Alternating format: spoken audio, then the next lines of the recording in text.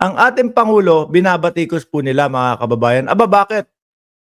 Kasi daw po, hindi alam ang gagawin ng ating Pangulo na tumutok o rumesolba sa kalamidad po na nangyayari sa Pilipinas. Ngayon, mga bossing, may nagpasa po sa amin ito.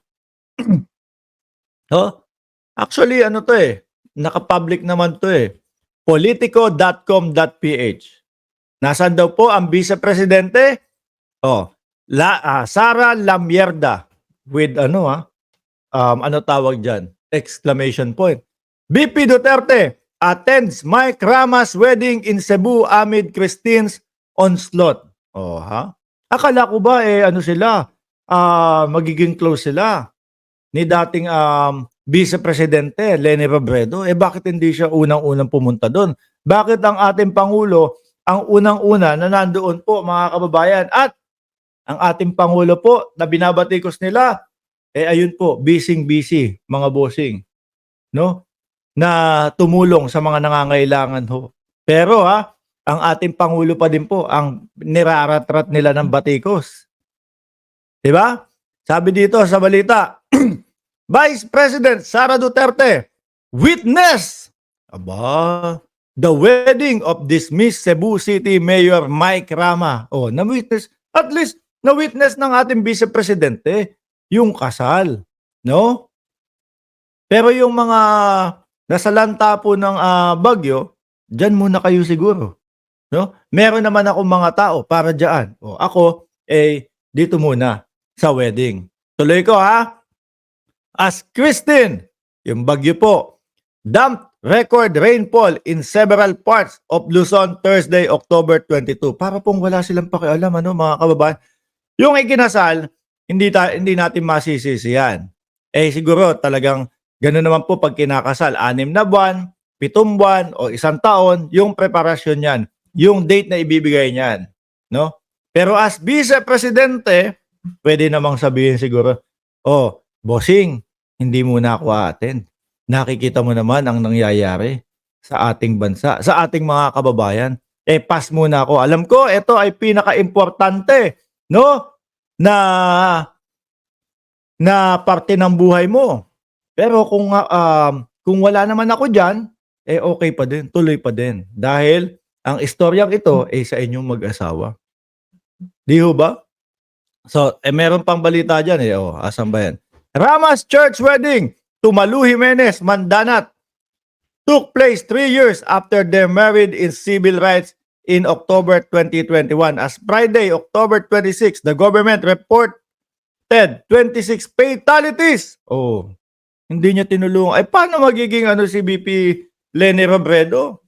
Paano magiging, yung tipo bang gagaan ang loob sa kanila? Kung sa oras ng mga kalamidad, ganito yung ginagawa nila. Ganito yung mga pinaprioritize nila, mga kababayan.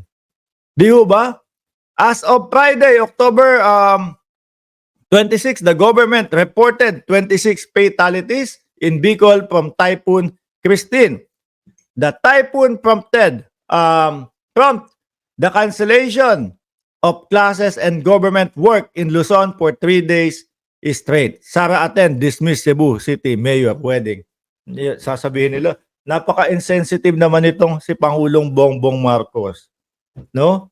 Samantalang ang ating Pangulo, mga kababayan, ayun, nandiyon sa field. Tinitingnan lahat kung ano yung talagang maibubuhos na tulong. Sabi ni Sandra Del Llamas, hello po Sir Mark Ramos, Sara Duterte is invisible, useless, in short. Di ba? Tropang trumpo, si BP Leni, sa baha mismo. Si Sara, lumalapang sa handaan. Talagang mga kababayan, no? Talaga pong pag sama-samahin mo yung mga kilos ng Vice Presidente, simulan mo na lang, no? Wag na doon sa mga dati. Simulan mo na lang po nung nag-umpisa siya na magkaroon ng press conference. Hanggang eto po, merong kalamidad, merong mga sinalanta po, sasabihin na naman ng mga DDS, ano naman, meron namang OBP na tumutulong, no? para doon sa mga nasalanta. Eh, importante yung presensya ng Vice Presidente diyan. 'Di ho ba? Kayo nga, eh, oh, nandoon na mismo. Nandoon na mismo yung presidente pero hinahanap niyo pa din. 'Di ho ba? So halata na pamumulitika lang din ang inyong ginagawa sa ating presidente. 'Di po ba mga kababayan? Pamumulitika, pamumulitika, pamumulitika. Oh, sabi dito ni John Jason, nabigyan po kasi si Duterte ng ampaw kaya no say no. Aba, no say no. Yun yung tungkol sa China. Walang pakialam si BP sa bayan. Oh, 'di ba? Hindi niyo po masisisi ang sambayan ng Pilipino kung ganyan po ang iniisip, mga bossing. Dahil mismo po kayo, eh masaatupagin niyo pa po, ayan, oh, yung kasal, kesa po doon sa mga sinasalanta. Sabi ni Mr. CPA, BP Sara, kala ko ba dapat unahin ang tunay na problema ng bayan? Ayun nga eh. Hindi ba isa ito? Oh, kalamidad. Pero asan ka? Party-party. Isa pa po yan, no? Lagi po nilang sinasabi sa ating presidente, si Bongbong Marcos, pang party-party lang yan. Para lang yan doon sa mga ganun. Inaano nila, lagi nilang tinutuligsa po, mga kababayan, yung pagpa-party sa Malacanang ng ating presidente. Samantalang nung panahon din po nila, mga bossing, nando kompleto silang lahat. Sa atin wala pong problema yung mga ganun eh. No? Kaya lang ang problema po natin yung pambabatikos nila sa ating presidente, ngunit subalit mas worse pa pala yung ginagawa nila. Di ba? John J.S. Jason, nasa Oblo na kasi ang spiritual advisor na lang si Kibbs. Malakas na sampal kay Saranas, ginawang pagtulong ni ex-BP Leni Robredo at sa nakaraang bagyo. Nitong nakaraang bagyo. Ay, totoo yan ha. Biruin mo. Wala na sa posisyon. Hindi na nakaupo si dating Vice Presidente Leni Robredo. Pero siya pa yung mas kumakayod. Ang ating pangkasalukuyang Vice Presidente, ayan po mga kababayan. Party-party, no? Kasal ni Mike Rama to eh. Importante to. Ganun po ang iisipin ng mamamayang Pilipino ho talaga mga bossing. Hindi po natin masasabi, ay okay lang si nandiyan naman ng OBP para kay Sara eh. Tapos makita natin yung binabatikos nila lagi na si Atty. Leni Robredo. Ayan, nasaan?